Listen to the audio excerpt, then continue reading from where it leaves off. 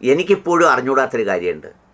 ഈ 10-25% അല്ലെങ്കിൽ 30% മുസ്ലിങ്ങളുള്ള കേരളത്തിലൊരു സമൂഹത്തിൽ ഇപ്പോഴും ഈ മുസ്ലിങ്ങളുടെ പ്രാർത്ഥന അല്ലെങ്കിൽ അവരുടെ പ്രധാനപ്പെട്ട ആഘോഷ ദിവസങ്ങളൊന്നും ഒരു സമൂഹത്തിൽ പൊതുവിൽ അറിയപ്പെടാതിരിക്കുന്നൊരു ഭാഷയുണ്ട്.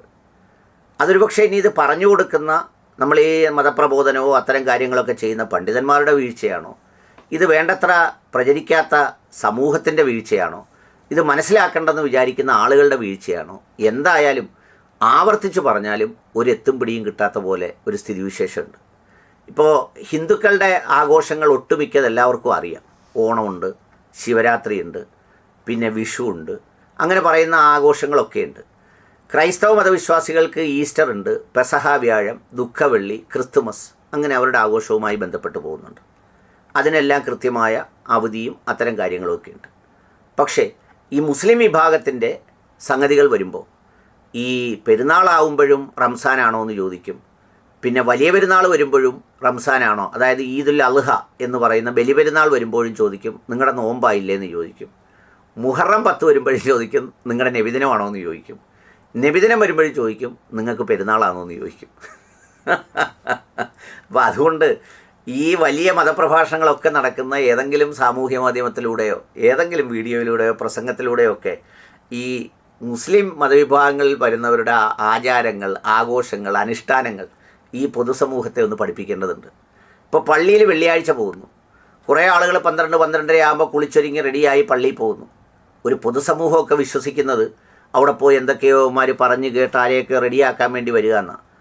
അവിടെ പോയി ഇരിക്കുമ്പോൾ നമുക്കറിയാം വേറെ ലോകത്തെ കാര്യങ്ങളൊക്കെ എന്തൊക്കെയോ പറയുന്നു. അത് പല സ്ഥലങ്ങളിലും അറബി പറയുന്നു.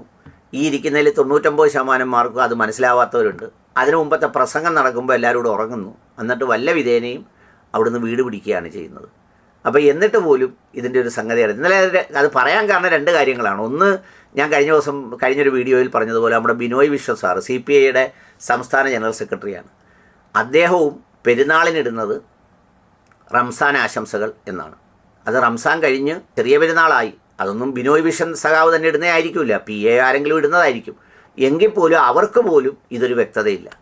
പിന്നെ വേറൊരിടത്തൊരു വാർത്ത കണ്ടത്, ഒരു വെള്ളിയാഴ്ച ജുമാ ദിവസം ഒരാളിരുന്ന് നിസ്കരിക്കുന്ന ഒരു ഫോട്ടോ കാണിച്ചിട്ട് പറയുകയാണ് 27-ാം രാവിൽ ഏകനായി ജുമാ നമസ്കരിക്കുന്ന ഏതോ ഒരു പള്ളിയിൽ ഇമാമിൻ്റെ ചിത്രം. ജുമാ നമസ്കരിക്കുന്നത് ഒറ്റയ്ക്കൊരാൾക്ക് കഴിയില്ല എന്ന് പോലും അറിയാത്തൊരു സ്ഥിതിവിശേഷമുണ്ട്.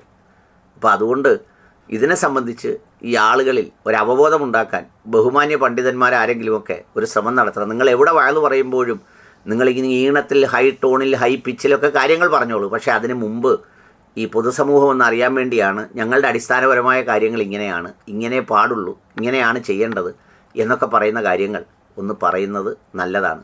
കൂട്ടത്തിൽ അരോചകമായ ശബ്ദം വെച്ച് ആളുകളെ ബുദ്ധിമുട്ടിക്കരുതെന്നും ഞങ്ങളുടെ പ്രവാചകൻ പറഞ്ഞിട്ടുണ്ട് എന്നൊന്ന് പറഞ്ഞിരുന്നാൽ നിങ്ങൾ ഈ സ്പീക്കർ വെച്ചടിക്കുകയും കോളാമ്പി വെച്ചടിക്കുകയും ചെയ്യുന്നത് പാവം പ്രവാചകനൊന്നും പഠിപ്പിച്ചതല്ലെന്ന് നാട്ടുകാർക്ക് മനസ്സിലാവുകയും ചെയ്യും.